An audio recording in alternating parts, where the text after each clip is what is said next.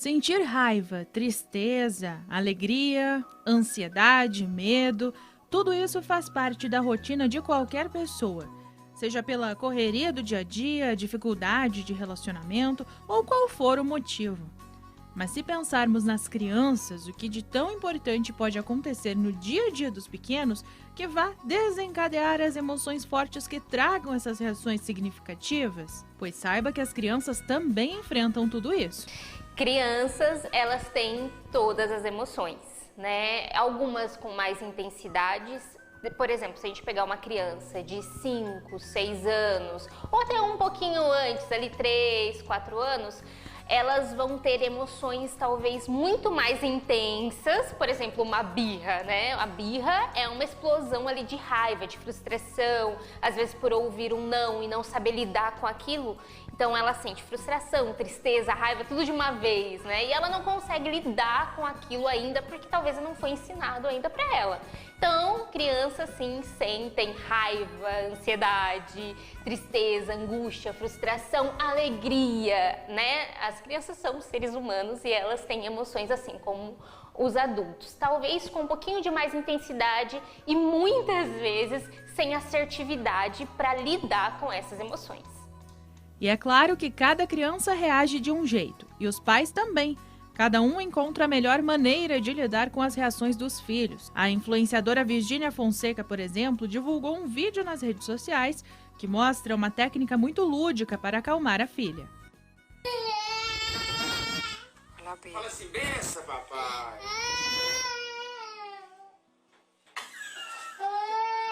Olha aqui, presta atenção.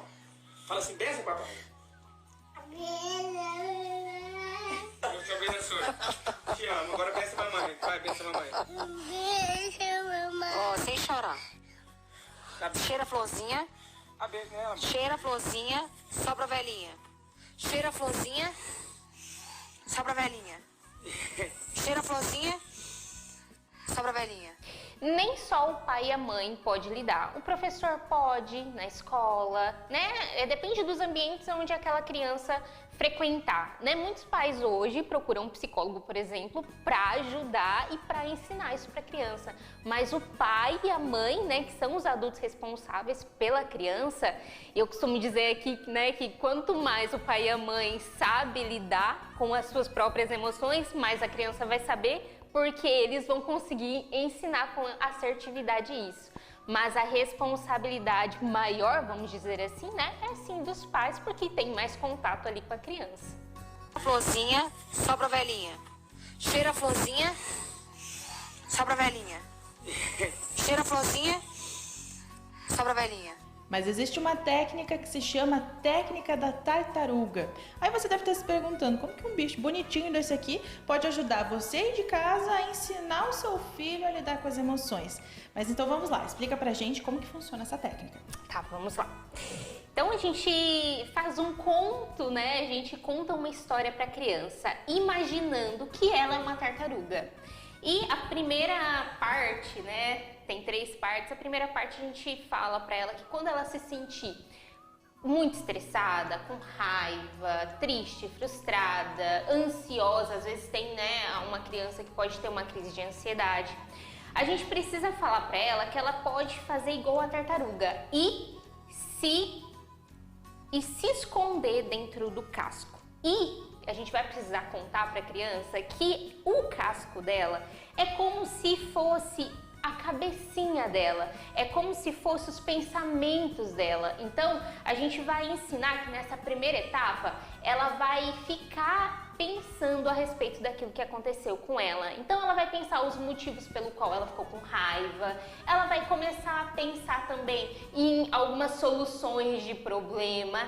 E na segunda etapa, muito importante, ela vai respirar. É muito importante isso, porque às vezes a criança ela acaba agindo antes de pensar, o adulto também, né? Às vezes acaba agindo antes de pensar a respeito, e a gente precisa ensinar para a criança que é muito importante ela pensar primeiro para depois partir para a ação. Então, a gente ensina que nessa primeira etapa, ela entra dentro do casco da tartaruga, então ela fica ali com os pensamentos dela, ela precisa aprender de onde veio essa raiva, se o amiguinho dela, por exemplo, bateu nela, encontrar soluções aonde ela vai, por exemplo, conversar com a prof, conversar com o adulto ou até com o próprio coleguinha.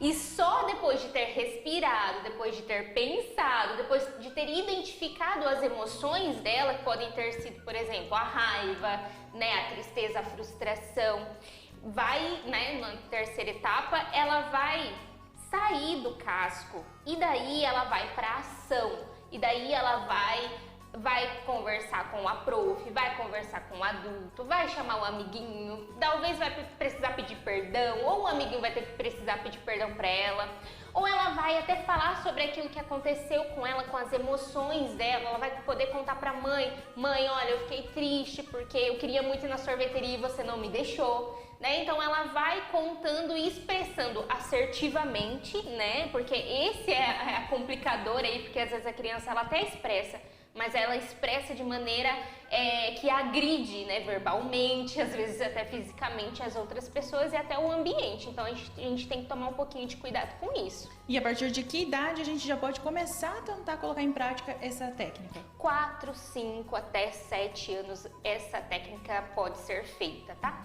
Uma outra coisa muito importante que eu gosto de ensinar para os pais é que assim, não adianta eu querer cobrar da criança para que ela fale sobre os sentimentos se eu, como pai e mãe, não expresso eles também assertivamente dentro de casa. Então não adianta nada eu ensinar para a criança que ela tem que respirar, que ela tem que pensar, se eu, como adulto, da casa, o responsável, ajo impulsivamente, acabo me estressando e, por exemplo, jogando as coisas, no chão. Então isso precisa partir também dos pais, expressar isso de maneira assertiva também e aprender com isso também, porque senão a criança, infelizmente, ela aprende por imitação.